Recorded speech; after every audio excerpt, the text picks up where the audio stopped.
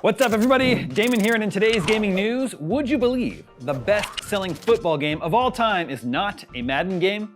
Plus, another developer acknowledges the Switch 2, and we'll talk about how gadgets work in Batman Arkham Shadow. This is your Daily Fix.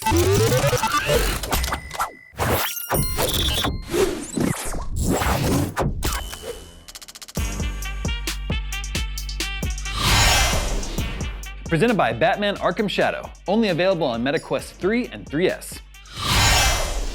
EA Sports College Football 25 was a hit right out the gate when it launched back in July, but it's gone on to be even more successful than expected. It is now the best-selling football game ever here in the US, although I don't know where else in the world football games would be selling better. That's based on dollar sales, by the way.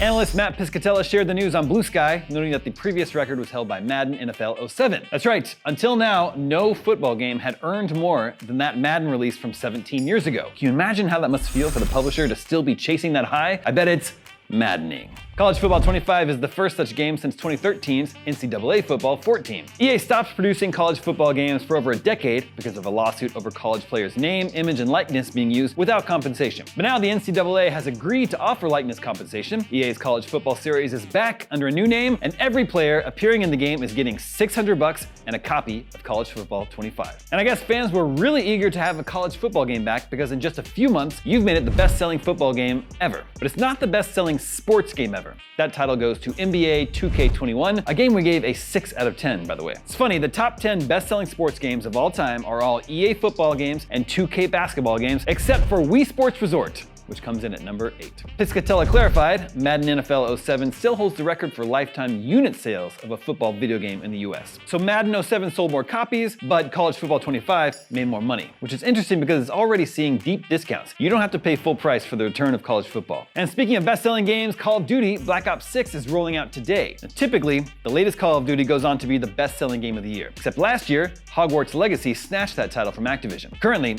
EA College Football 24 is the game Black Ops 6 needs to beat. Moving on, the developer of the Yooka-Laylee remaster has teased a release on the Switch 2, announcing today the game is set for launch on PlayStation 5, Xbox Series X and S, and Nintendo. That's a clear nod to Nintendo's next console, which the company has yet to formally announce. But that hasn't stopped a handful of developers from indicating they're working on bringing their games to Switch 2. Last month, with Nintendo fan excitement for Switch 2 reaching fever pitch, Pathea Games, developer of the multi-million selling RPG/farming/life series My Time, announced My Time at Evershine by saying it was committed to launching on PC, Xbox Series X and S, PS5, and future Nintendo platforms yet to be announced. Of course, that announcement we were all waiting for never happened. Now, UK developer Playtonic has got in on the act, announcing that Yooka-Replaylee, the remake of its 2017 spiritual successor to Rare's Banjo-Kazooie, is headed to PS5, Xbox Series X and S, and Nintendo. While there's no release date yet, Yooka-Replaylee's latest trailer includes the Nintendo logo as opposed to the Switch logo, with the game's trademark googly eyes resting on top of Nintendo.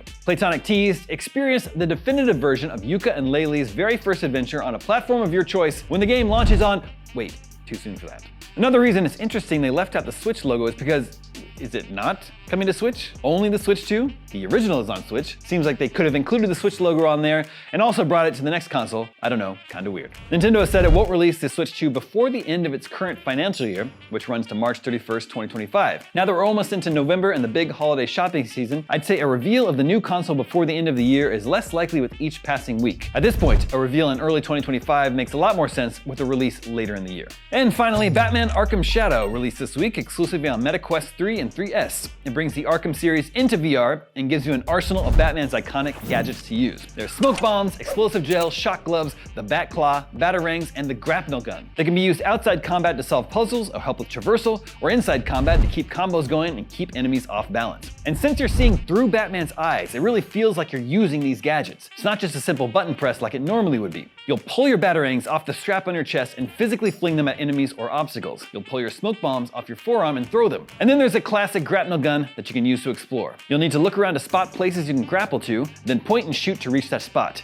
You can use it to get around levels quickly or get to high ground so you can get the drop on unsuspecting enemies. Batman Arkham Shadow is available now, exclusively on MetaQuest 3 or 3S. If you don't have a MetaQuest 3 or 3S, you can buy a new one and Batman Arkham Shadow will come with it. For more info, visit batman-arkham-shadow.com. Rated T for teen, Batman Arkham Shadow is only in VR on MetaQuest 3 and 3S. Offer valid on qualifying products purchased from September 25th, 2024 through April 30th, 2025. Terms apply. And that is your Daily Fix for Thursday, October 24th. Now that you're caught up on the news, watch a new gameplay trailer for The Thing Remastered, the game based on the John Carpenter movie I Wasn't Just Being Deliberately Vague. Excited for that one. I'm Damon Hatfield, and for all your video game news, stay tuned to IGN.